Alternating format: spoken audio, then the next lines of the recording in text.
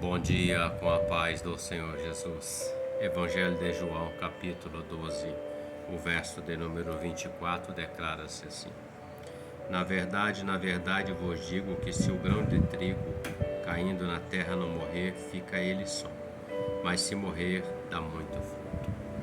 Essas palavras foram proferidas pelo próprio Senhor Jesus, o Filho de Deus, o Salvador da alma do homem, aquele que derramou seu sangue no Calvário em favor da humanidade, cumprindo nele mesmo o plano de Deus. Deus amou o mundo de tal maneira que deu seu Filho unigênito, para que todo aquele que nele creia não pereça, mas tenha a vida eterna. E Jesus, nessa palavra, no capítulo 2 de João, verso 24, ele diz: na verdade, a expressão na verdade, quando ela é dita duas vezes, ele está reafirmando uma verdade espiritual, uma afirmativa. Ele diz que se o grão de trigo é uma das sementes mais duras que tem.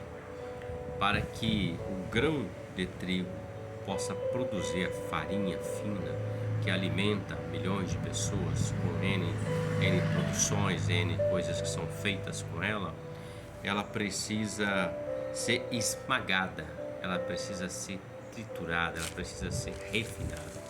Então é uma semente dura, um grão duro, e ele fala que caindo na terra, não morrer, fica ele só, mas se morrer dá muito fruto. Então ele usa essa figura do grão de trigo, a semente do trigo, para mostrar exatamente como deve proceder uma multiplicação.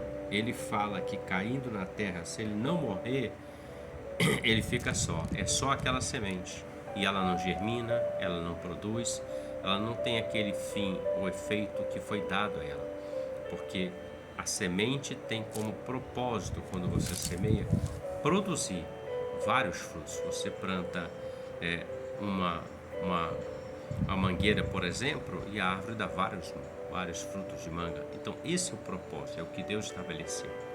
Mas é necessário que aquele grão que foi semeado na terra, ele morra. Isso é um mistério. Quando o grão é plantado, há uma morte nele. Naquela morte, ele tem uma vida latente que sai dele e sai brotando com força para multiplicar aquilo qual é o propósito que está estabelecido sobre ele. Ele fala que é necessário morrer para que dê muito fruto. Jesus está falando dele mesmo. Ele é o próprio grão de trigo.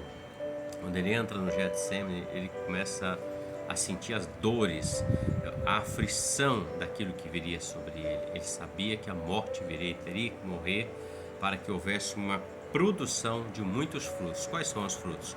Você, eu e todos aqueles que creem nele e aceitam ele como Senhor e Salvador e confiam no plano de redenção estabelecido pelo Pai, na morte do Filho, no sangue do Filho. Então ele está falando dele mesmo. Em outro ponto, observando para nosso entendimento e compreensão também, se nós não morrermos para nós mesmos, não haverá em nós uma produção daquilo que o Espírito Santo quer fazer em nossas vidas. Paulo fala em Gálatas 5:22 que quando há uma guerra, há uma luta entre carne e espírito.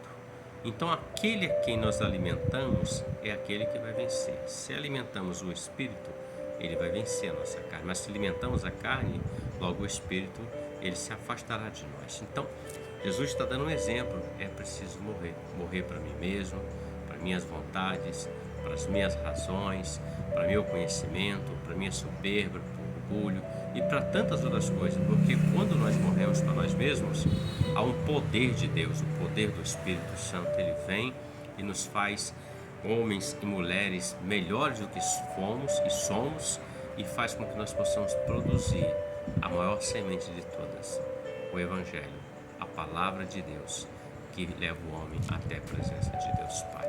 Então reflita sobre isso. Na morte do grão há uma grande multiplicação.